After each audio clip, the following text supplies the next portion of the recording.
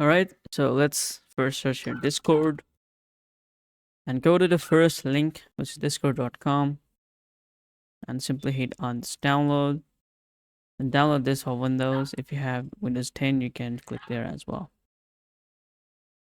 So this is your download progress bar.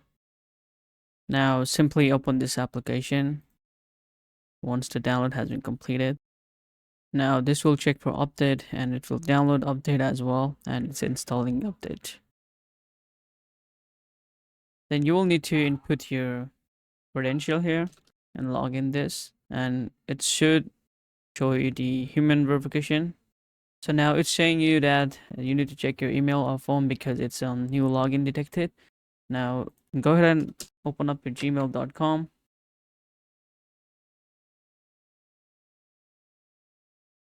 So I have logged in my Discord with Gmail, so here it is. So now you need to verify its login. Just verify login here, and Discord will authorize this IP address and simply log in. But not here, but you need to log in on your application. Just simply hit on login. And well, there you go, guys. So this is how you should install Discord on Windows 11 and 2024. It's that simple. Thanks so much for watching. See you guys in the next video. Peace.